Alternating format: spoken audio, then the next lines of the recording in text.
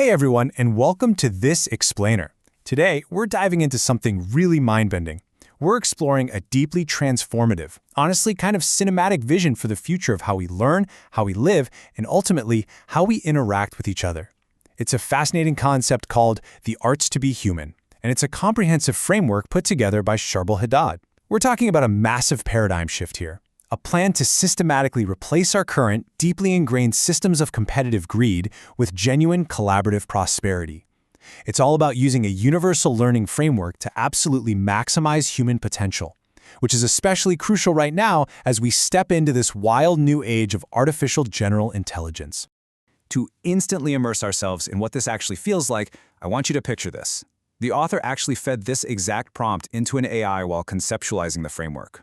I want you to draw a field on which a diverse community of children, teens, adults, and elders are working and living together harmoniously, using a sovereign AI to grow together, learn together, and prosper together. It's just a beautiful, almost utopian vision, isn't it? This idea of a harmonious community, totally free of division, guided by shared knowledge. I want you to hold on to that vibrant, sunny image in your mind as we go through this. Okay, let's dive into this. Because when we snap back to the reality of education today, the contrast is, well, it's actually pretty jarring.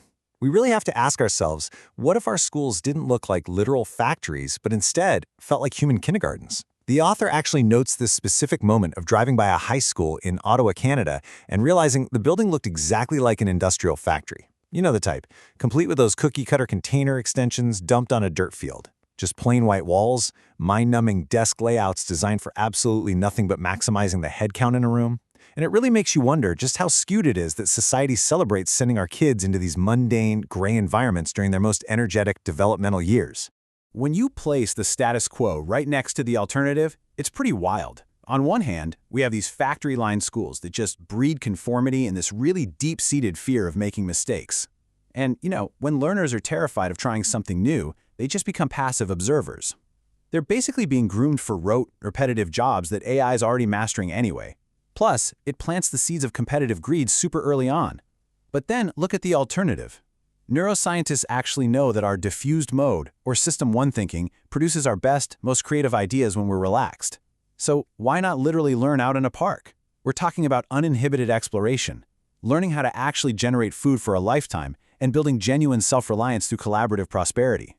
To make that leap, though, we need a completely new foundation. Section 1. The Arts to be Human, a Universal Framework.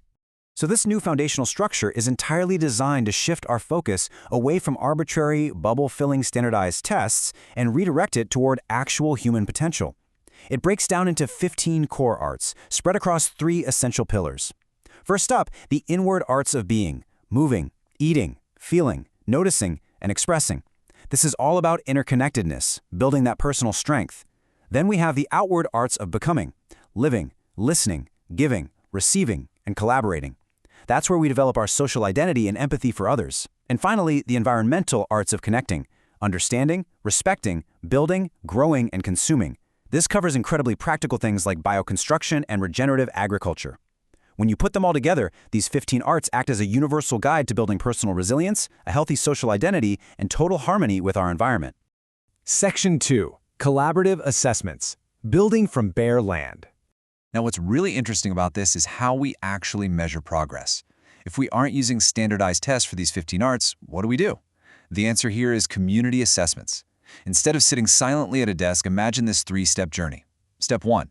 Students are quite literally presented with a piece of bare land. Step 2. They dive into collaborative design and engineering. They actually have to learn the biology, the chemistry, the physics, and the math required to build real infrastructure. Step 3. Graduation. But here's the catch. Graduation only happens when they have collaboratively built a thriving community ecosystem from that initial bare land. It's basically treated as if they were all stranded on a space station together. They have to overcome challenges as a cohesive team to survive and ultimately to thrive.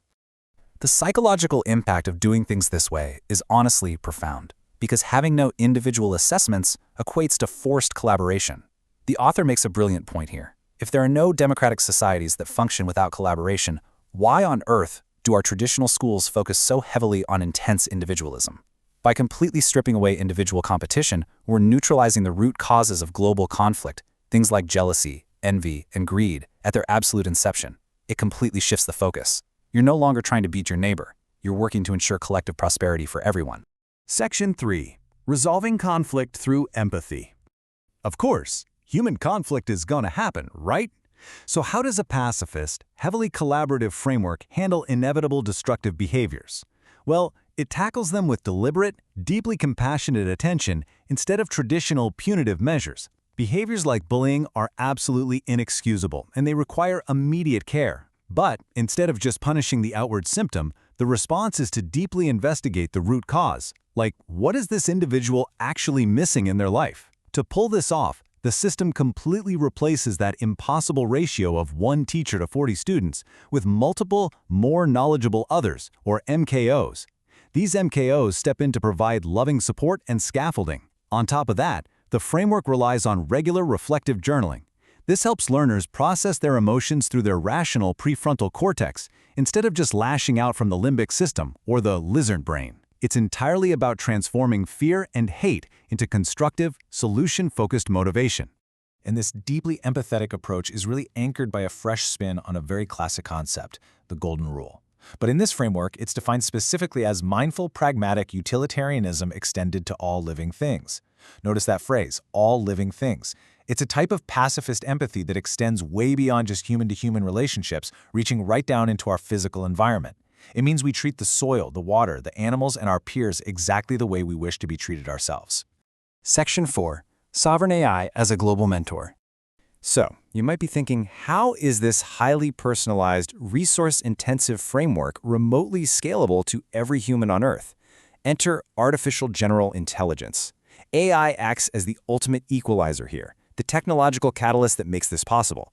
Just imagine having Kurzgesagt or Veritasium-level educational content right at your fingertips, instantly tailored to your exact age, your current ability, and your native language. This AI compiles both local wisdom and global knowledge perfectly.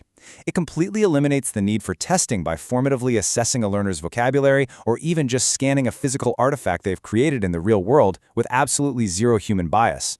And perhaps most importantly, it quenches that amazing innate childhood curiosity by answering literally any question a learner has exactly in the moment they are motivated to ask it. Section 5. Free lifelong learning for all. And this brilliantly illustrates the ultimate driving goal of this entire framework. The author argues, and it's hard to disagree, that if we have the technology to democratize knowledge, it is our absolute duty to implement it. To really sum up this philosophy, listen to this incredibly powerful quote from the source. "Winning alone makes everyone else a loser. Growing together makes everyone else a winner." That really hits the nail on the head. The end goal here is to replace power-hungry competitive hegemony with peaceful, anti-fragile harmony, because by empowering individuals to be truly self-reliant and free-thinking, we naturally break down herd mentality, making people highly resistant to propaganda and manipulation. So it all comes down to this. And I really want you to reflect on this question. Are we going to continue building these mind prisons that enforce conformity and breed greed?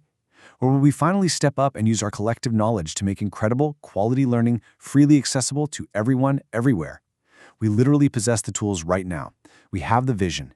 This massive paradigm shift away from factories and towards human kindergartens, it starts with us. Thank you so much for joining me to explore this truly fascinating framework on today's Explainer. Stay curious, keep learning, and let's keep growing together.